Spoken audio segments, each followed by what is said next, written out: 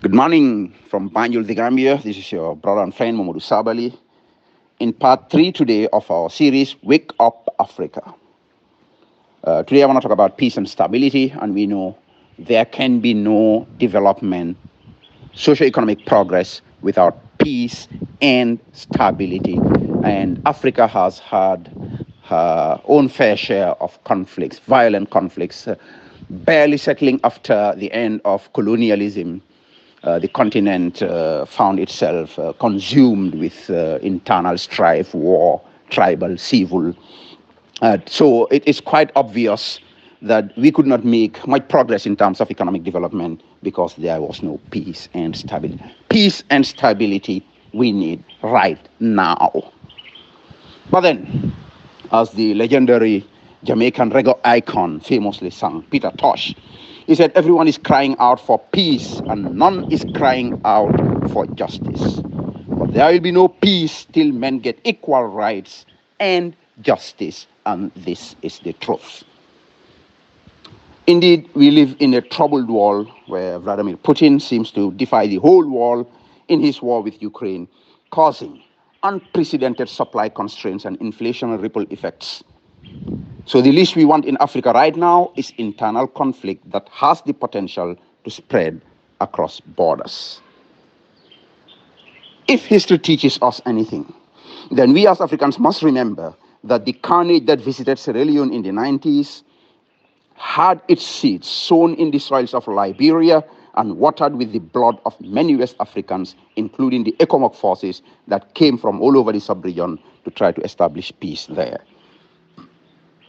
Therefore, at this point in time, we do not need to create conflict that will further hamper our already troubled economies in a post-COVID recovery period.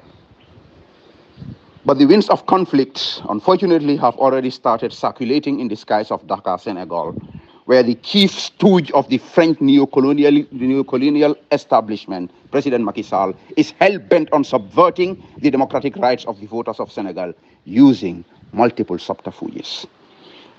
The rejection of the candidates of the main youthful opposition by the Senegalese authorities seems to be just one step in the apparent desire of the incumbent to extend his mandate beyond the statutory two-term limits that he himself injected in the constitution. Now, what's happening in Senegal is that the young people of that country, led by people like Ousmane Sonko, Barthélémy Dias, would not sit down and watch their democratic rights being trampled upon. That is what is happening. So this is why it becomes laughable when we have sub-regional leaders like Macky Sall condemning coup d'etats, forceful change of governments. Yeah. So you are subverting the rights of your own people, doctoring constitutions to extend your mandate beyond the statutory limits, and you condemning forceful change of government. Talk of what the Quran says. أَتَأْمُرُونَ النَّاسَ بِالْبِرِّ وَتَنْسَوْنَ أَنفُسَكُمْ وَأَنْتُمْ تَتْلُونَ الْكِتَابَ أَفَلَا تَعْقِلُونَ. It says, do you enjoin right conduct on the people and forget to practice it yourself? And yet you study the scripture, will you not understand? Well, just like the president of Guinea-Bissau once told them during an ECOWAS summit, doctoring constitutions to allow themselves third terms is equivalent to coup d'etat.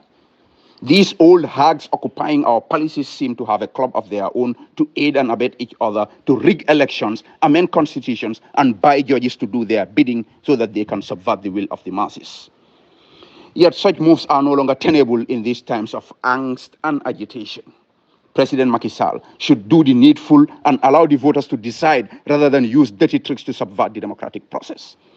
In the Gambia, we have his political godson who also sabotaged a whole constitution that was funded by taxpayers to the tune of more than $100 million. He did that just to kill the needed injunction of a two-term limit, and he went on to rig a national election because he is comfortable that Macky Sall's forces, who continue to guard him on Gambian soil, will protect him. This kind of subtle dictatorship will not last, and the consequences could be unpalatable. We need real substantive democracy and justice so that we can enjoy enduring peace and stability on a sound footing, as the Bible teaches us in the book of Amos. Let justice roll down like waters and righteousness like an ever-flowing stream. The leaders of our continent must know that the days of fooling, subjugating, oppressing people, those days are over. This is the era of freedom. This is the era of agitation. This is the era of fighting for rights. It's your brother and friend Maurice Sabari saying hello from Banjul, the Gambia.